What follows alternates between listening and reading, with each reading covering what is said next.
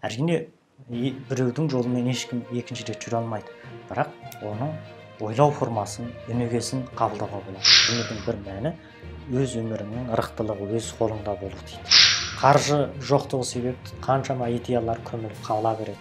Ірі инвестор, қаржыгер ретінде бұл кісі жастарға былай деп кеңес береді. Армысыз кітап сүйер ағайын, біз алдыңғы ретте мына Tools of Titles, алыптардың амалы, алыптардың құралы атты кітаптағы Тим Ферристің көптеген кейіпкерлерімен танысып өткенбіз. Біздің олардан алатын үлгіміз ересен. Кейбіреулер айтып жатады, біреудің жолы саған жол болмайды, біреудің өмірін қайталай алмайсың деген сияқты түрлі фасси пікірлерді білдіріп жатады. Әрине, біреудің жолымен ешкім екінші рет жүре алмайды, бірақ оның ойлау формасын, өнегесін қабылдауға болады. Сондықтан қазақ айтқан жақсыдан шарапат деп. Ендеше біз жақсыларға жақындай түсу үшін не істеуіміз керек? Олардың ой көзқарасы мен талғам түсінігін өзімізге қабылдауымыз керек.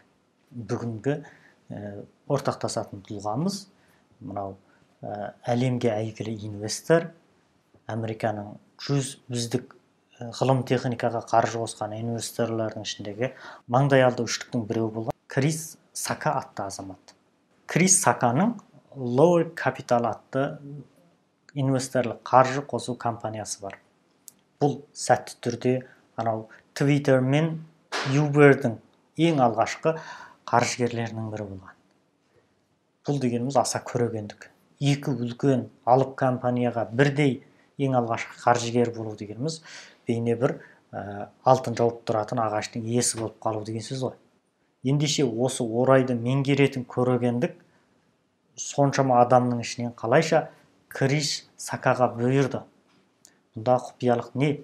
Біз оның өміріне ішкерлей үңіле Мықтылардың әрқашан табысқа жетуінде белгілі бір дағдысы, белгілі бір әдеті мен өзгеше пайымы қатар өмір сүреді. Біздің Уиллиниктен қабылдағанымыз, ұлымыз екенбіз, мысалы тұра сап қазір көрпе орнымызды басқаға емес, өзіміз тап-тұйнақтай етіп жинақтап кетеміз. Сол бір кішкентай әдетін қабылдадық. Ойлап қарасаңыз, дәл сол әдеттің өзінде үлкен бір психологиялық әрекет жатады екен. Өйткені таңертең адам тұрғаннан кейін орнын жинақтап қойса, бірінші көңіл күйі бір нәрсені бітіріп тастағанда, енді бір жұмысқа тас түйін аттанғандай бір дайындықта болады. Ал үй обырсып жатса, шашылып жатса, қайтадан кеп сол көрпеге кіріп кету, жылы көрпеден шыққысы келмей қалатын бір босаңсу сезімі пайда болады екен. Бұның өзі де сол адамдардың басқалардан қабылдаған бір үздік тәжірибесі деп санаймын. Енді оны өз бойымызға жинақтасақ, одан әрине құтпаса құтылмаймыз. Енді Крис Саканың қандай ерекшеліктері бар? Крис Сака өзі 39 жасында миллионер болып, мысалы 2016 жылдан бері дәурендеп, бүкіл Forbes журналында бұл аты шығып, әлемге әйгілі тұлғаның бірі болып кеткен әйгілі инвестор. Ендеше осы деңгейге ол қалай жетті? Ол да қарапайым қатардағы адам еді, қатардағы қызметкер еді. Сол биікке қалай өрледі? Крис Саканың қаржы қосатын, жұмыс істейтін орындар Кремнийлі аңғар әрине. Сондағы үлкен IT компанияларына көп қаржы қосып, сода жұмыс жасайды. Бірақ бұл кісі сол даңғаза, сол Кремний аңғарында емес, бұл кісінің тұратын орны Калифорнияның бір таулы өңірінде екен. Сондай бір тыныш саяжай сияқты өте жанға жайлы орында демалып, сол жерде өмірін өткізеді. Және бұл өміріне ырықтылық деген нәрсені өте ту етіп бекемдеп алған. Крис Сака бір мынадай бір ұстанымды айтады. Адамдар екі түрлі жағдайда жұмыс істейді дейді. Бірі басқалардың тапсырмасы жағдайында. Көп адамдар өкінішке орай біреу жұмыс тапсырмаса орнынан қозғалмайды. Енді басқалардың жұмысын сәтті тындырып берудің өзі адамға біртүрлі табысқа жеткендік сезім сыйлайтын шығар дейді. Бірақ онда сіз ырықтылықтан айырылып отырасыз дейді.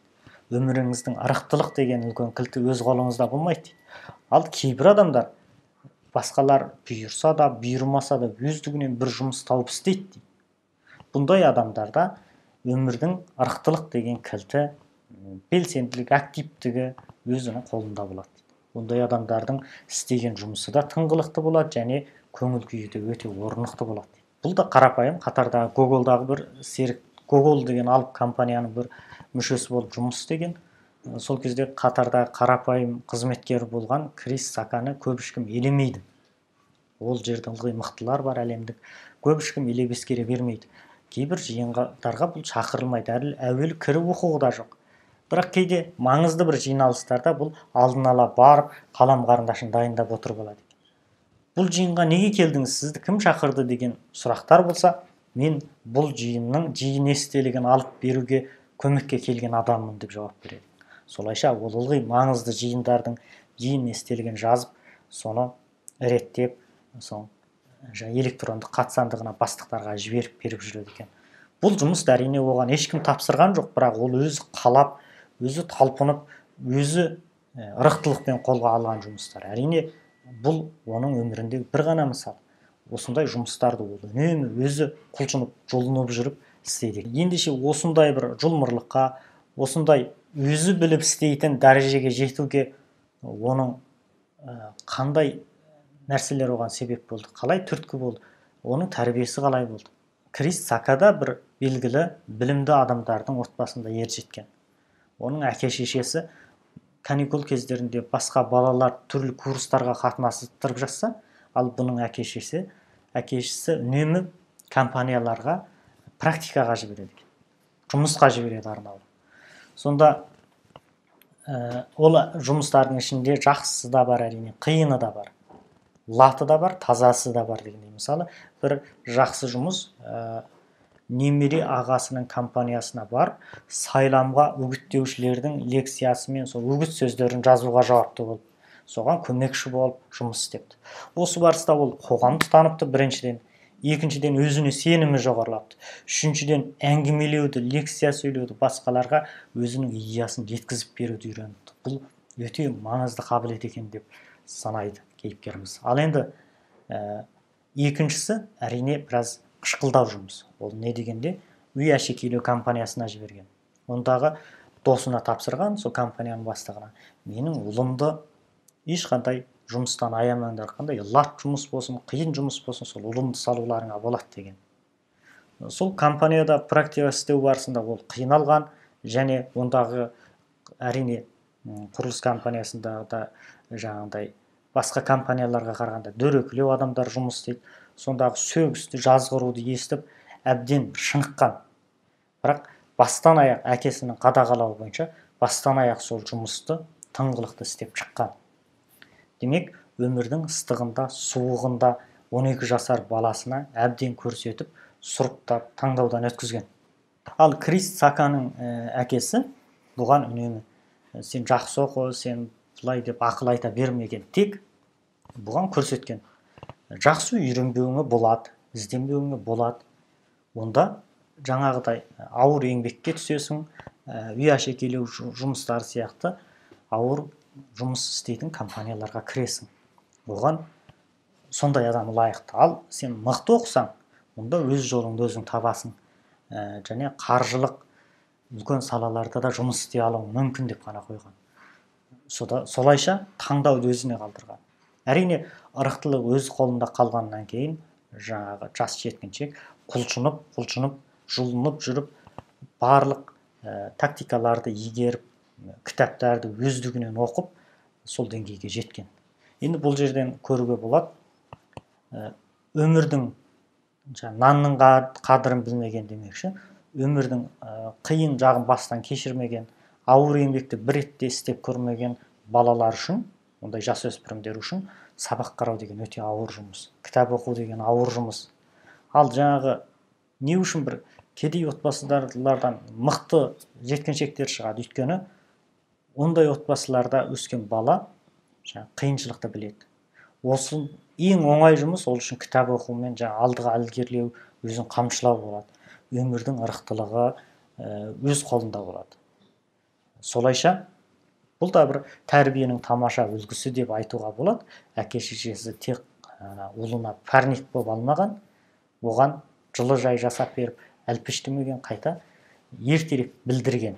Сосын ертерек құлшынған, сонымен бүгінгі жетістікке жетіп отыр. Ал Крис Саканың алыстағы өзінің саяжайында тұруы, ол да ырықтылық үшін дейді.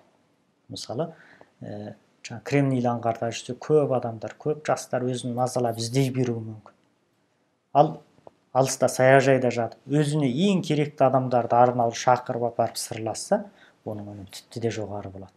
Демек, бұл өзінің қаржыгерлік өмірінде барынша өзі ырықты түрде белсенді болып, өзі ырықты түрде өтініш білдіргенді жақсы көреді. Бұл да бір ырықтылықты өз қолынан жібермеудің тәсілі деп қарайды. Және соның арқасында, сол сырласу, түсінісулердің арқасында бұл сәтті түрде мықты әлемдік компаниялардың барлыққа келуіне үлкен қаржылық негіз жаратып берген адам. Енді Крис Саканың уәкілдік киімі осындай, осы формадағы киімді өзі ұнатып киеді. Бір рет аэродромнан осы киімді ұнатып қалған, содан киіп сахнаға шыққан, содан сол жерде өзін өте жақсы көрсеткендігі үшін, өз ойын өте жақсы айта алғандығы үшін осы киімді бір жолы болғыш киім формасы деп санап, өзіне дәстүрлі форма етіп қабылдаған. Жаңа Стив Джобстың үнемі қара жейдемен шығатыны сияқты, бұл кісі де үнемі осы формадағы киімді киіп жүреді. Осы формадағы киімдерден өте көп сатып алып қойған, арнайы маңызды жиындарда, маңызды кездесулерде, сұхбат берулерде ылғи осы үлгіні таңдайды. Бейне Қайрат Нұртасты біз көзілдірігімен елестететініміз сияқты, әлемде бұл кісіні осы киім үлгісімен елестетеді. Бұл да бір танымалдылыққа, бір түрлі көзге үйреншікті болудың жолы болуы да мүмкін. Көбінде жастарда жақсы идеялар болады, бірақ көп жағдайда соған қаржы қосатын адам таба алмайды. Адам тауып барса да соған өз ойын жеткізіп айта алмайды. Қаржы жоқтығы себепті қаншама идеялар көміліп қала береді. Ірі инвестор, қаржыгер ретінде бұл кісі жастарға былай деп кеңес береді.